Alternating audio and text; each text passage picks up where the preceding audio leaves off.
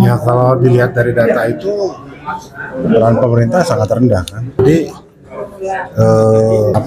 pernyataan-pernyataan dari para pengungsi itu menunjukkan bahwa pemerintah kurang memberikan pemenuhan terhadap hak mereka, hak-hak dasar mereka. Ya, kalau bicara kenyataannya bahwa pengungsian di Papua itu akarnya adalah konflik bersenjata. Lebih jauh lagi akarnya adalah soal permasalahan politik yang tidak selesaikan dari dulu sampai sekarang, dari soal integrasi Papua. Nah, tapi dari situ juga kita lihat bahwa masalah pengungsian ini akan semakin bertambah ketika jumlah titik-titik konfliknya itu semakin bertambah. Sekarang aja kita sudah lihat 8 yang kami ambil 3 kasus, 4 daerah, 3 kasus konflik, 4 daerah. Masalah pengungsian ini jangan hanya sekedar dilihat soal orangnya saja ya, tapi dilihat soal bagaimana mereka itu seharusnya, maksudnya jangan hanya dilihat jumlahnya saja, tapi juga dilihat bagaimana juga pemenuhan terhadap kebutuhan-kebutuhan mereka. Nah, dari fakta-fakta di lapangan, hak atas pendidikan, hak atas kesehatan, hak atas kebutuhan pangan dan segala macam itu swadaya mereka, lebih banyak swadaya mereka dan kerabat, kemudian gereja.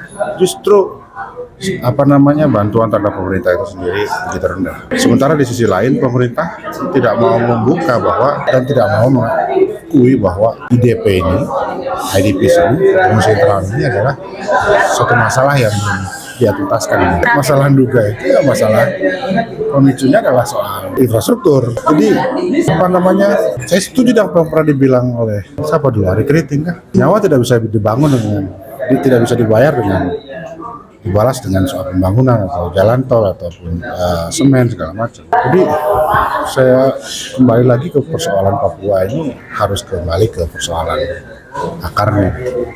Masalah pengungsi ini adalah masalah hilir dan sudah dihilir juga nggak diselesaikan dengan baik, dan pemerintah juga tidak serius untuk kembali ke masalah akar.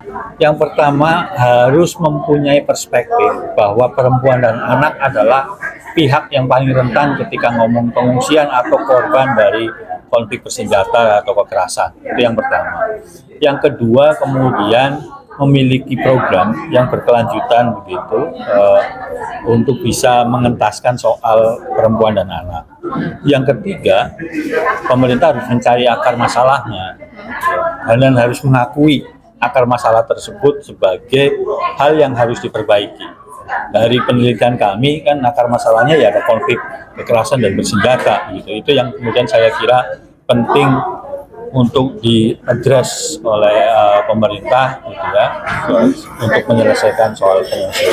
Ya, artinya kan gini, pemerintah itu kan harus memastikan bahwa pengungsi itu memiliki akses untuk layanan pendidikan, kesehatan, air bersih, dan yang lain sebagainya. Itu yang harus dijamin, gitu, supaya tadi persoalan eksim, kulit segala macam bisa.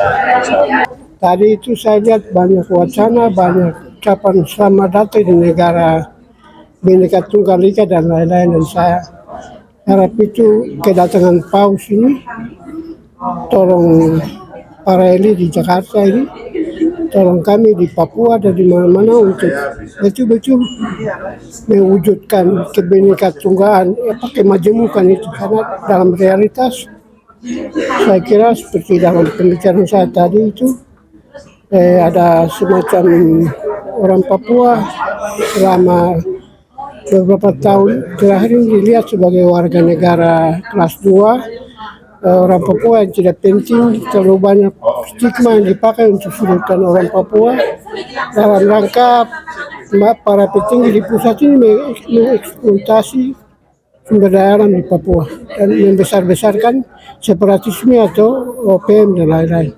Saya harap dengan kedatangan Bapak Paus ini, lihat pesan-pesan dia itu tolong kita untuk hidupkan bagaimana menciptakan kesetaraan antara kami yang di daerah dan mereka di pusat, antar suku, antara Papua dan yang orang Indonesia.